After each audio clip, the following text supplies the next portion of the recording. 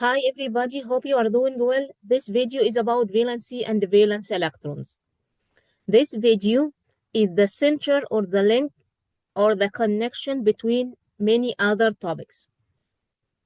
I promise you, by the end of this video, you will have a clear idea about valency, valence electrons, and the map towards the other related topics will be clear in your mind.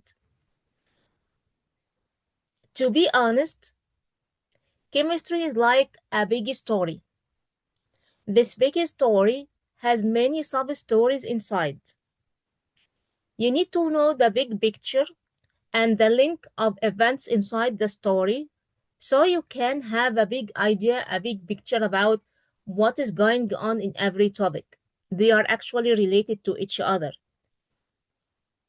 My own advice that will make a difference with you is to be interactive. When I ask any question, try to pause the video, remember the idea, answer the question, and I don't mind if you answer correct or wrong, but this is a way to activate and induce the memory in your brain so you can link these topics together and you will remember easily. And you won't struggle again with chemistry if you follow the advices and the notes that I tell you. Try to be interactive.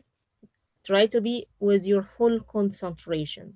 Valency and the valence electron is a very important topic. Let's first remember what is the atom. Do you remember what is the atom? Perfect. The atom is a building block for any matter. Any matter is composed of atoms. And do you remember the structure of the atom? We already have a video about the structure of the atom,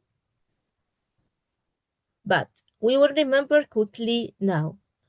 Atom simply is composed of a center. This center is called the nucleus, and in this nucleus there are two types of particles: protons that are positively charged and neutrons that are zero charged, has no charge. The overall charge of the nucleus is positive. Around the nucleus, there is a number of electrons that orbit around the nucleus in shells or orbits or energy levels.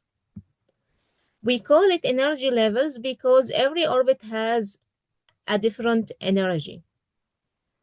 As go further from the nucleus, as the energy increase. So the farthest shell has the highest energy, and the closest shell to the nucleus has the lowest energy. And these electrons are negatively charged.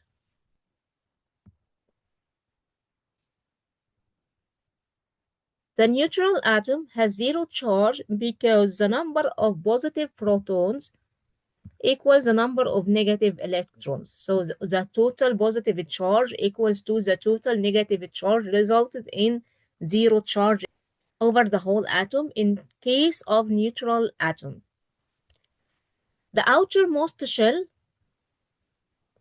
is very crucial, and the chemical behavior of the atom depends on the outermost shell. And this is our focus today, the outermost shell and its electrons. To summarize, the atom has a center, which is nucleus, that contain protons with positive charge and neutrons that are neutral. Electrons, negatively charged, that orbit around the nucleus in energy levels or shells. The outermost shell plays a crucial role in chemical behavior. What are the valence electrons? Simply, the valence electrons are the electrons in the outermost shell. When you set an electron configuration of an atom, the outermost shell of the atom has the valence electrons. For this atom, for this example, the second orbit or the second energy shell is the outermost shell for this atom. And those electrons that exist in the outermost shell are the valence electrons. So they are the outermost shell electrons, and they occupy the highest energy level or shell of an atom. As I mentioned before from a while, as you go further from the nucleus, as the energy increases, the energy of the shells increases. So the last shell or the outermost shell will have the highest energy. Property number 2 is the chemical interaction. These valence electrons in the outermost shell participate in chemical bonding and reaction. They are responsible for forming bonds of the atom. And depending on the outermost electrons or the valence electrons, we can know whether this atom will form a positive or negative ion, how they interact with other atoms, whether it will donate or gain electrons. All of this information we will know from the valency electrons, which exist in the outermost shell.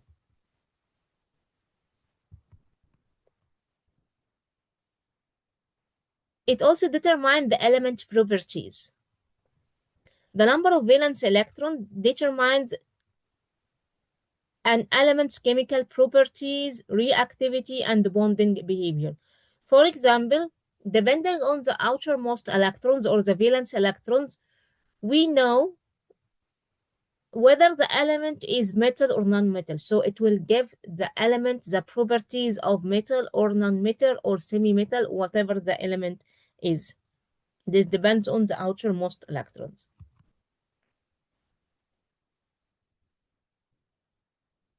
In general, we have a rule to configure electrons around the nucleus. This rule is 2n2.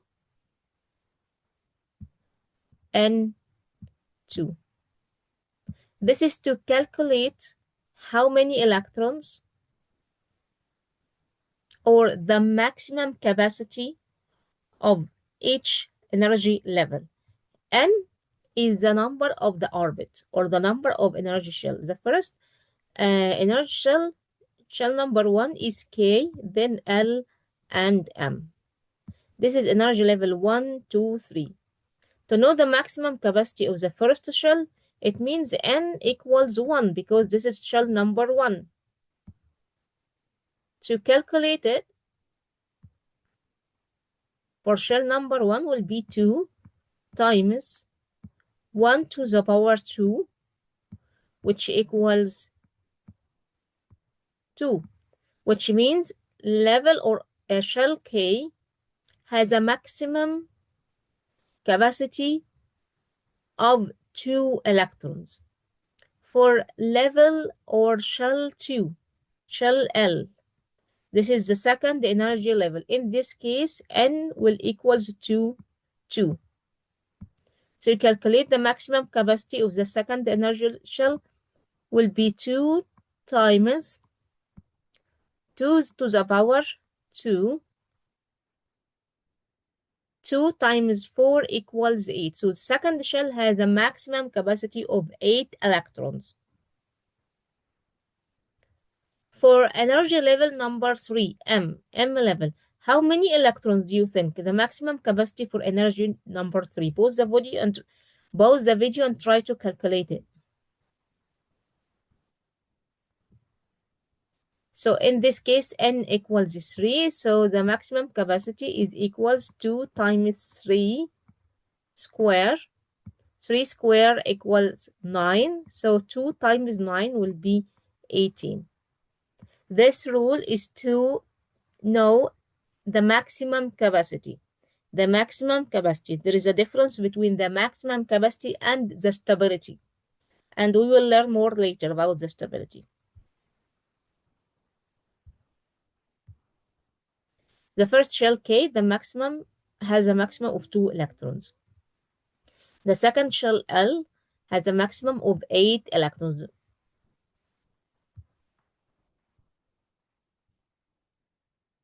The third shell M has a maximum of 18 electrons, and we calculated all of these right now. Okay, and when we calculate or when we determine the valency, we focus only on the electrons that are in the outermost shell, regardless how many inner shells in the atom. Again, the valency depends on the outermost shell, regardless how many inner shells are there in this atom. So an atom with two shells and has one electron in that second shell, in the outermost shell, has the same properties as an atom with four shells and has also one electron at the outermost shell. Both has the same valency, and they will react in the same way. To remind you, this is a periodic table. Periodic table has a number of columns that is called groups, vertical groups, and horizontal periods.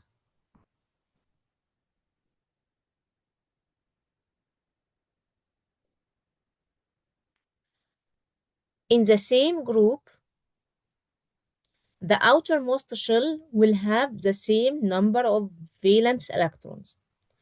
For example, the first group will have only one electron in the outermost shell. So elements in the first group are univalent. In the second group, all the atom will have two electrons in the outermost shell. For example, if we consider lithium 3, it has 3 electrons. To distribute or configure these electrons, the electron configuration will be 2, 1.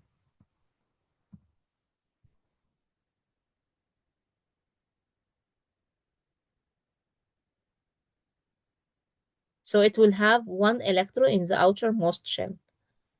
If we consider, for example, sodium is 11. If you configure the electron configuration of sodium is 2, 8, 1, which means the outermost shell will have one electron. It had, in this case, 3 orbits, 3 energy levels. The first level has 2 electrons, the second level has 8 electrons, and the last level has 1 electron. So they will have the same valency, the same number of electrons in the outermost shell or the valence shell. They are all univalent, the first group. The second group, if we consider beryllium, for example, 4, the electron configuration is 2, 2. So the outermost shell has 2 electrons. Magnesium is 12, so it will be 2, 8, 2. So the outermost shell will have 2 electrons in the second group.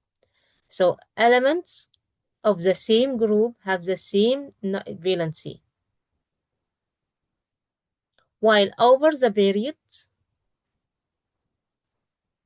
for every period, as we go over the periods, number of shells increases. Going from lithium to sodium, this is period number 2, and this is period number 3. So period number 2 has 2 shells. When you go to period number 3, the number of shells will increase, and then period number 4 will have more number of shells, so the number of shells increases by the period number. While over the same group, the elements in the same group have the same valence electrons, have the same electrons in the outermost shell. Moving over the groups, the valency will increase, or the outermost shell electron will increase by 1. This is very important. That's why the group elements of the same group have the same chemical properties and react in the same behavior. As I mentioned, elements in the vertical group have the same number of valence electrons. Group 1A, which is alkali metals, has 1 valence electrons. This contains lithium, sodium, all of these in group 1A. Group 2A, alkaline earth metals, has 2 valence. All elements in group number 2A have 2 valence electrons, like the magnesium. In group 7A, which is halogens, like chlorine, fluorine, all of halogens have 7 valence electrons. Group 8A, which are the noble gases, have 8 valence electrons, except helium, which has 2 electrons, because its atomic number is 2, so it has only 2 electrons in the first shell. Noble gases are very stable. They are chemically inert because they have 8 valence electrons, so they are stable. They follow what is called octet rule.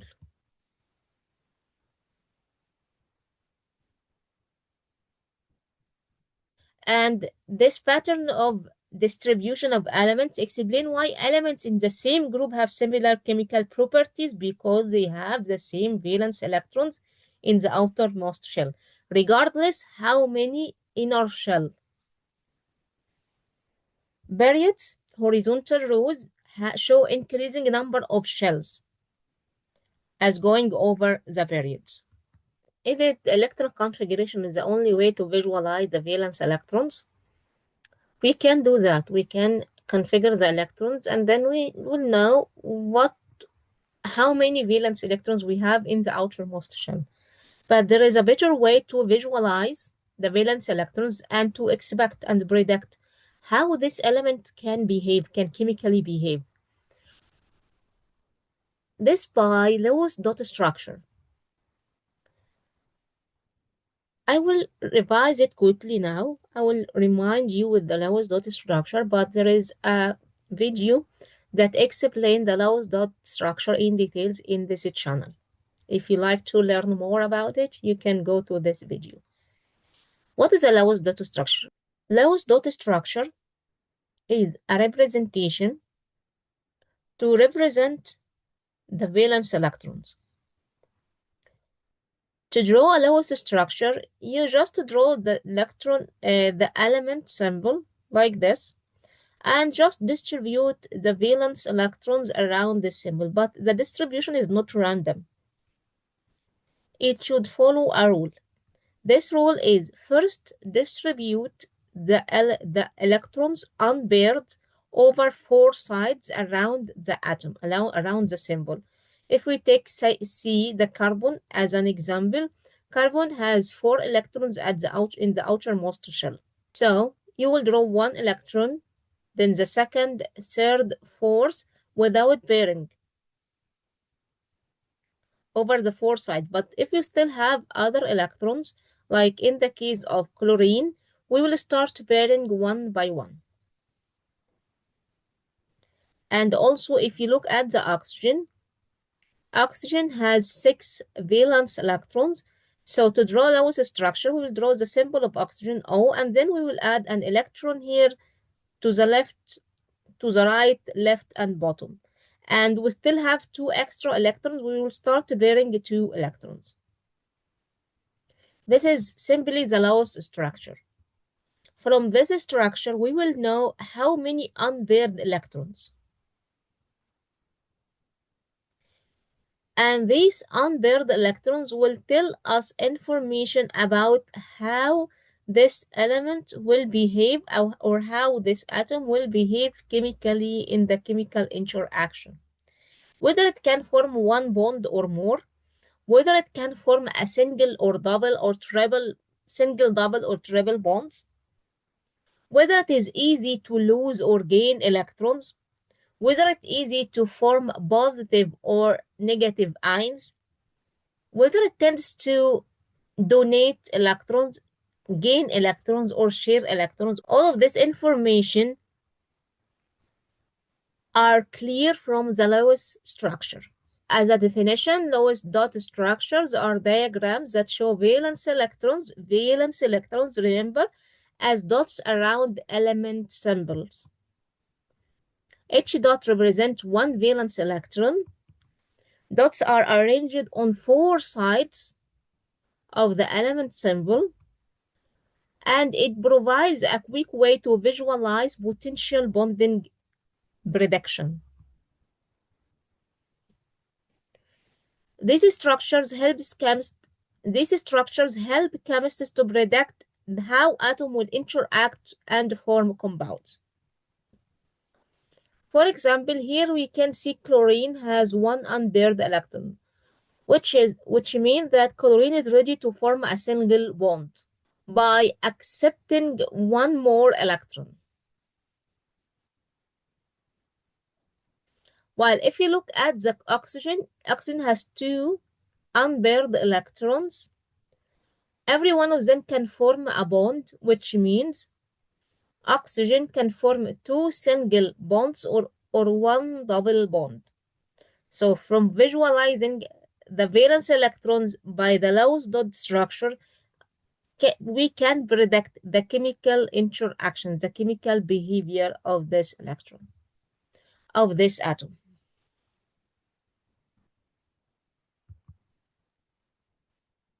The octet rule. From the previous step, we jump to a very important concept, which is the octet rule.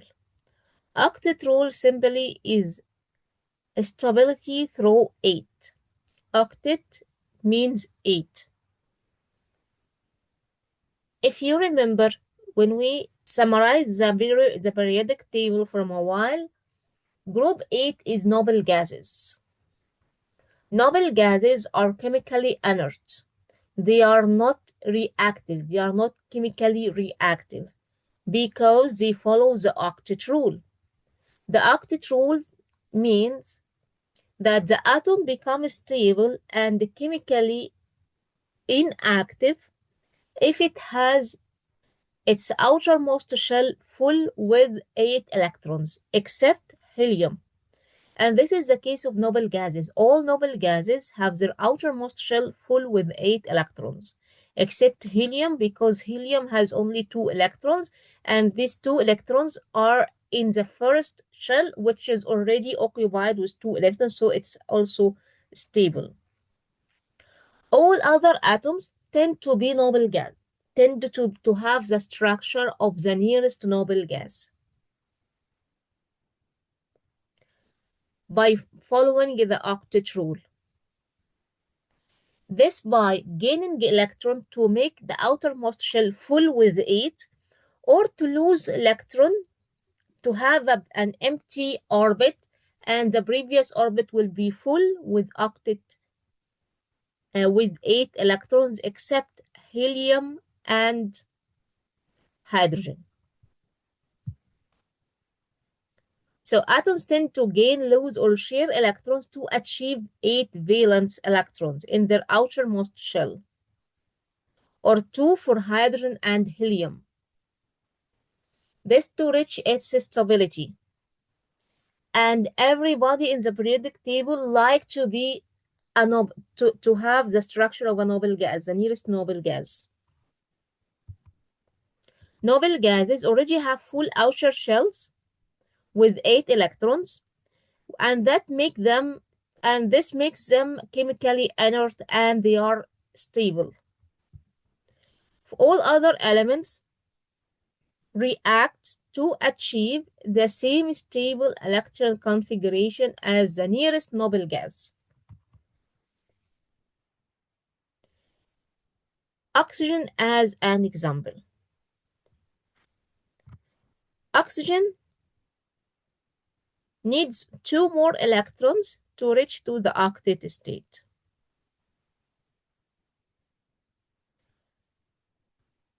like all other atoms. So the atom can gain, lose, or share electron. To make it easy for you and to make it easy to remember, it's very simple. We know that each atom will tend to have 8 electrons in the outermost shell, either by gaining, losing, or sharing electrons with other elements or with other atoms. In general, an atom X, if it has less than 4 electrons in the outermost shell,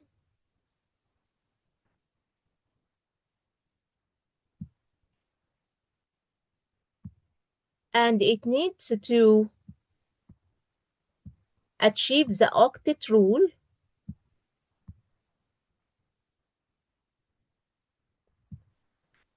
it's easier for the atom to lose those electrons.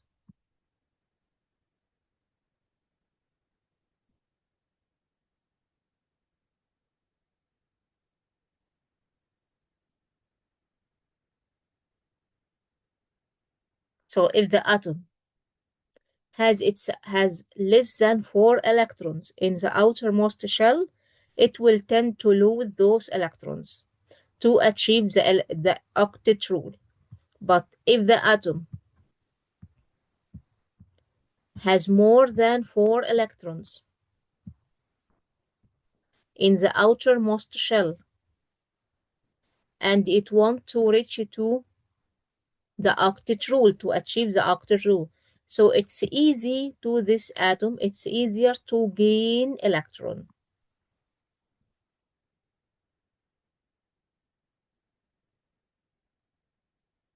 Why? Let's break it down.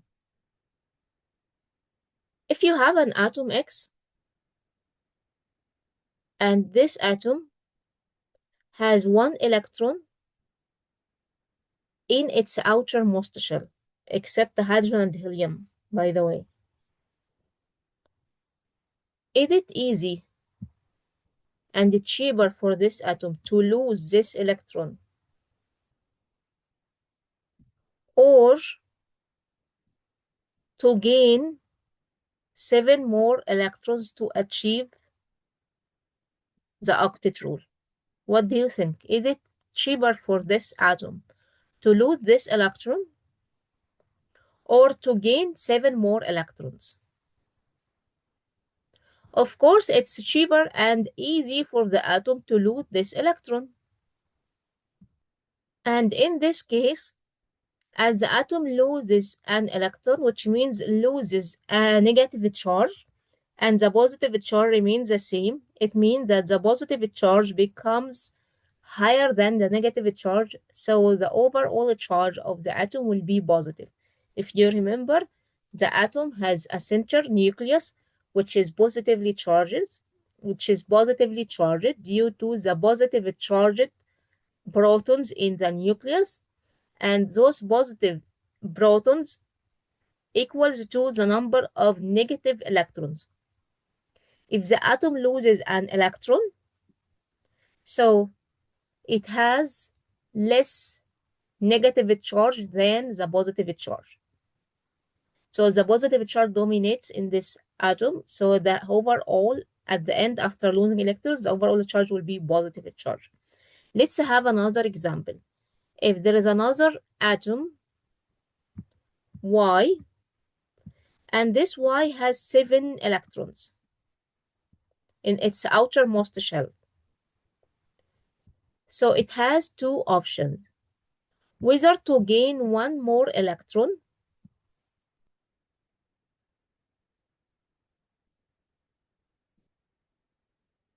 or to lose these 7 electrons. Which is easier and cheaper? If you were this atom, how will you think? Which is the easier pathway for you? To gain one electron or to lose 7 electrons? Of course, to gain one electron, which means an extra negative charge will be added to this atom.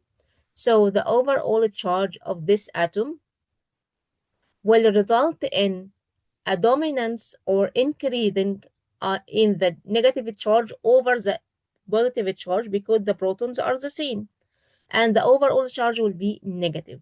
So take it as a rule.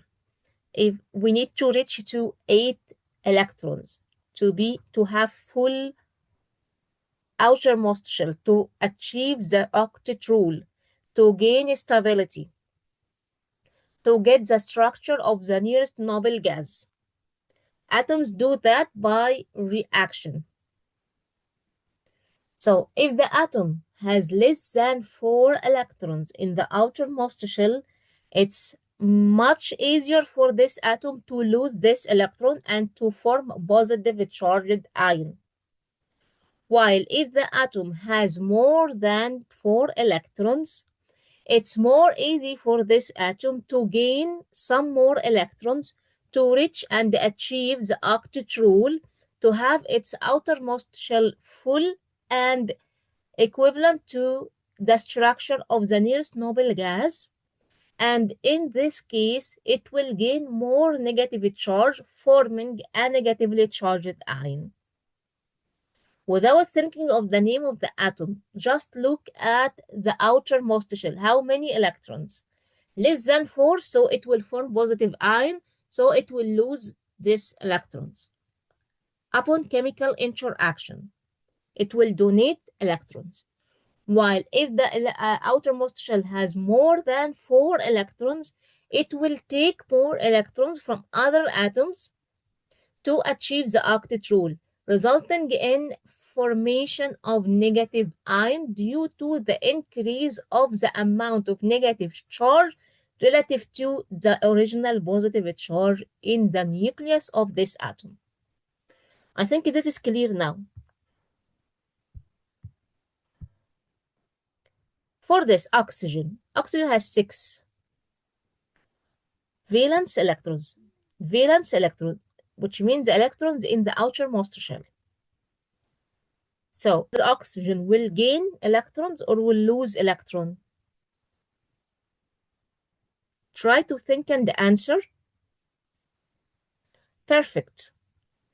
The question is, does oxygen has less than 4 electrons in the outermost shell, or less than 4 valence electrons, or more than 4 valence electrons? Oxygen has more than 4 valence electrons, so it will tend to gain electrons. So at the end, it will have negative charge or positive charge. Of course, it will have negative charge because it gains more negative charge over, which will be more than the positive charge that exists in the nucleus of oxygen. How many electrons the oxygen needs to reach to achieve the octet rule? 2 electrons. 1 here and 1 here. So as a result will be -2 charge.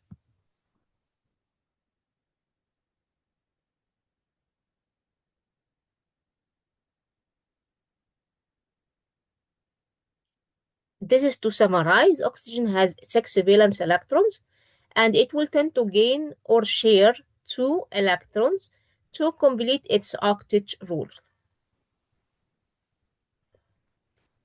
And that's why oxygen form 2 bonds.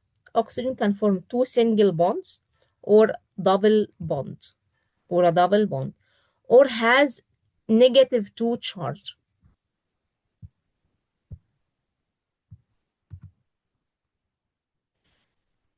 What are the methods or the ways an atom may follow to achieve stability? An atom can do one of those methods: electron loss, electron gain, or electron sharing.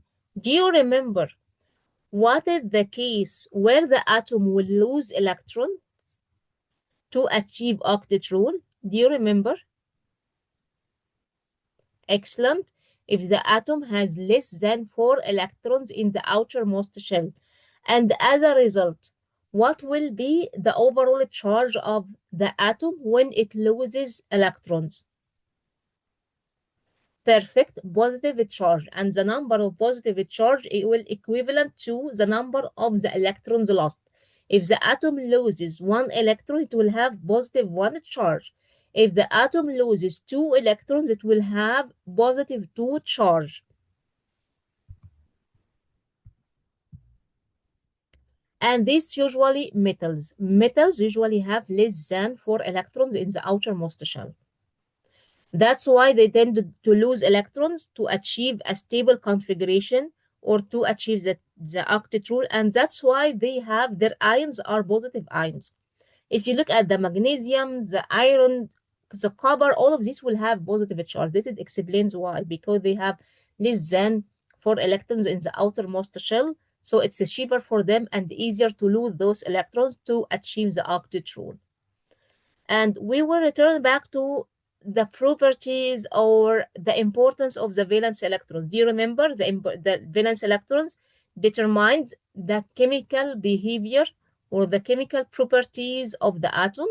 So as these atoms, these elements, metals contain less than 4 electrons, their behavior or their properties are metals. Example, sodium. Sodium has 11 electrons.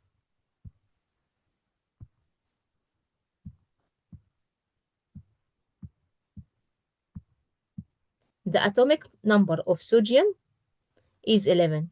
This means it has 11 protons, and these protons are positive, and 11 electrons, and these electrons are negative. Do you realize, guys, how all the topics are related to each other? We are explaining only one topic, valence, but we return it back to the atomic structure, to the nucleus structure, to the charge, to the ions and formation of ions, to the chemical interaction. All of these are linked topics to this topic. That's why this topic is important. And while you are watching this video, I think you have highlighted regions in your brain to understand many other topics. So at the end of the video, you are expected to know information about many other topics, not only the valency, like the chemical interaction, like the ion formation, like the chemical behavior, the atomic structure, the atomic number, all of this information is the same, related to the same topic. That's why I told you at the beginning that this topic of today is a connection, is a linking ring between many other topics. The previous topics like the atomic structure and many others, and the next videos for formation of ions and the chemical reactions and formation of products and formation of compounds and types of bonds will be based on the understanding of this video. So let's go back. Sodium, the atomic number is 11, which means 11 protons, and the number of positive protons equals to the number of negative electrons in the neutral atom. So the electron configuration of sodium is 2, 8, 1. How many electrons in the outermost shell? Perfect, 1 electron.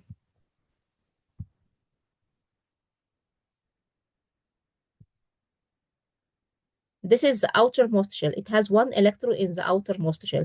So it's easier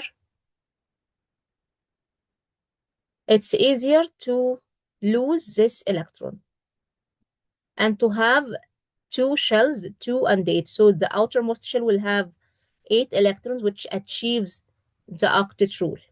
And at the end, the sodium ion will have only 10 electrons. after losing the outermost shell electron. So after losing this electron, the sodium ion will have 10 electrons, 10 negative charge, negative 10. And it is already have 11 protons. They are untouched. So negative 10 plus 11 results in positive 1. So the overall positive charge is more than the overall negative charge by 1. And in this case, the ion of the sodium will be a positive ion or positive 1 ion after losing this electron.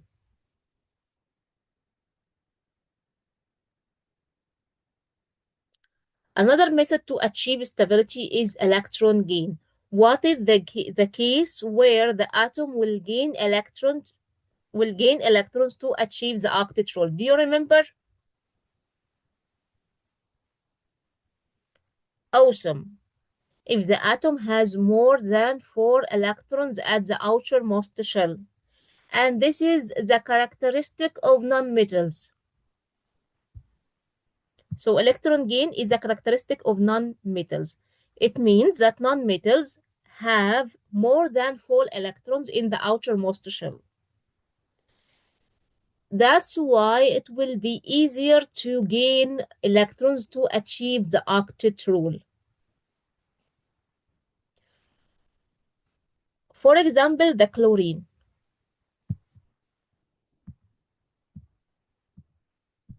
Chlorine 17. The atomic number of chlorine is 17. This means that it has 17 protons, the neutral atom. 17 positive 17 positive protons, and the number of protons in neutral atoms equals to the number of electrons of negative electrons. So, and 17 negative electrons. The electron configuration of chlorine 2, 8, 7. How many valence electrons does chlorine have? Perfect. It has 7 valence electrons. It may lose all the 7 or gain only 1 electron. So it will follow the either way, which is to gain 1 more electron.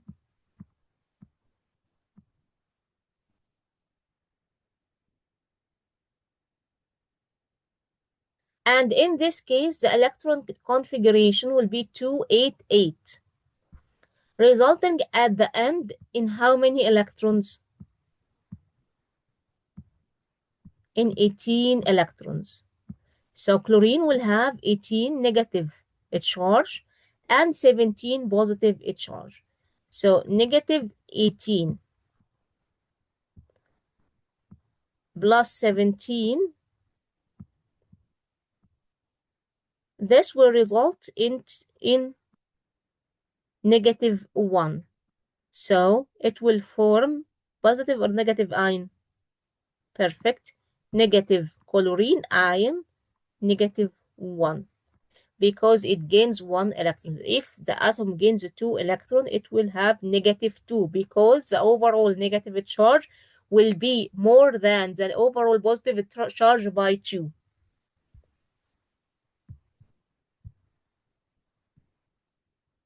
Example, chlorine. Is it clear now, guys? If it is clear, write down in the comments down below that it is clear. How do you understand the topic now? Does it become easier for you? Do you have now a roadmap of this topic and other related topic of this story? Electron sharing. The idea of sharing depends on sharing electrons. The idea is both the atoms, if they are two atoms linked together or connected together by bond, so the two atoms need, everyone needs, for example, one electron. So everyone will give the electron to the other for a number, for some time, to achieve the octet rule. And then the other atom will take the electron for some time to achieve the electron. The idea is sharing, like the chlorine gas.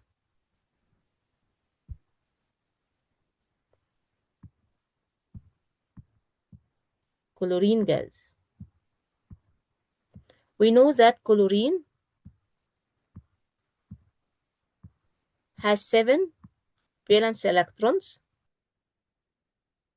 In this case, we couldn't treat it as ionic bond because if everyone gain an electron, they will have the same charge. But nobody will lose, nobody will gain. They will share these unpaired electrons together.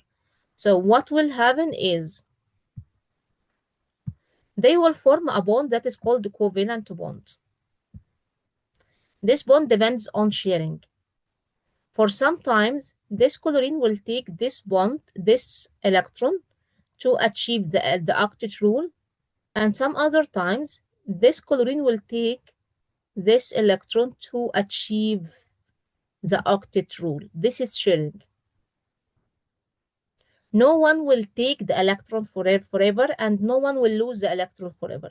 The electron will be moving between them to make sure that both of them are achieving the octet rule. This is the idea of electron sharing, and this is called covalent bonds. Okay, guys, we already will have another video for bonds and another video for ions. But once you watch this video and then you come to the other videos, whether it is ion or bonds or compound formation, you will find the story is like puzzles are collected or connected together, and you will get the big story clearer. Another example for electron sharing is H2O. Oxygen atoms share electrons with the 2 hydrogen atoms, and all the 3 atoms, 2 hydrogen and 1 oxygen, will achieve their octet rule. What is valency? Valency is the combining capacity of an atom. What is the capacity of this atom to combine with other atoms? The number of bonds it can form with other atoms. So, combining power, valency indicates how many electrons an atom needs to gain, lose, or share. Why? To achieve a stable configuration, which is the octet rule, except hydrogen and helium, because the stable configuration of hydrogen and helium is 2. They have 2 electrons in their first shell, because their first shell is their outermost shell for hydrogen and helium. Second, bond formation. It determines the valency determines the number of bonds an atom can form with other atoms. Number 3, which is very important and new information for now, because all the other we explained them in details, but this is a new one. Variable nature. What is a variable nature? Is that some atoms tend to form different ions. Like the iron. The iron can lose 2 electrons or 3 electrons, forming positive 2 ion or positive 3 ions, which we call iron 2 and iron 3, ferrous and ferric. Some elements can exhibit multiple valencies, depending on the reaction condition. Example, hydrogen, the valency is 1. Oxygen, its valency is 2. Oh, stop here. How do you say that the valency of oxygen is 2 while the oxygen has 6 electrons in the outermost shell? We already know that Hydrogen has one electron in the outermost shell. That's why it is univalent. Its valence equals 1. But oxygen has 6 electrons. How come it's divalent or has two valency? Stop, guys. Wait. Valency is how many electrons the atom can gain or lose, not how many electrons the atom has in its outermost shell. The electrons that the atom has at the outermost shells are called valence electrons, while valency is how many electrons the atom can lose, gain, or share to achieve stability. So, hydrogen is a special case, can lose or gain or share one electron, so its valency is 1. Oxygen can gain or share 2 electrons, so its valency is 2. Sodium 11 2, its configuration is 281, so it has 1 valence electron and it can lose this electron, so its valency equals to 1. Chlorine 17 287, so it has 7 electrons in the outermost shell. So it can gain or share 1 electron, so its valency equals to 1. Magnesium is 12. Its electron configuration is 282. So magnesium has 2 electrons. Remember, guys, when you draw the lowest dot, you don't pair electrons until you distribute the unpaired electrons on the 4 sides. Has 2 electrons in the outermost shell, so magnesium can lose these 2 electrons. So it's divalent. Its valency equals 2. Is it clear now, guys? Don't confuse valency with valence electrons. Valency is the combining power. How many electrons the atom can gain, lose, or share to achieve stability. While valence electrons are the electrons that exist in the outermost shell. The valency shell is the outermost shell. Is that clear? This is totally different.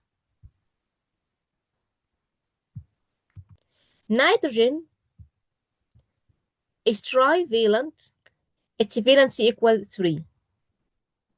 Real-world applications. Valency really matters in real-world application, whether on the medicine, biochemistry, chemistry, material chemistry, environmental. Valency really matters. Why? Because by using valency, by understanding valency, we can predict the compounds. So if we have many atoms, from the valency of these atoms, we can know what are the possible chemical formulas that these atoms can form when react together. So knowing valencies helps predict the chemical formulas and compounds formation. Also, it matters in material science, where the chemist can design new materials with specific properties, depending on the valencies of each atom.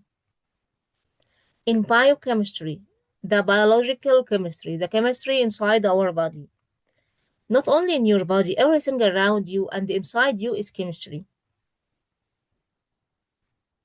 In the biochemistry, the valency will help biochemists to understand the biological processes at the molecular level, like, for example, protein binding or antibody binding with proteins, hemoglobin formation, neurotransmitters. All of these, we can understand them by understanding the valency of the different atoms. Also, environmental chemistry. It is helpful in analyzing pollutants and their interactions. That's all for today, guys. I know it's a long video, but it really matters for different parts or different topics in chemistry. If you have a specific topic that you need me to cover it for you, just write it in the comments below and I will record a video for this topic. Thank you, guys. See you next video.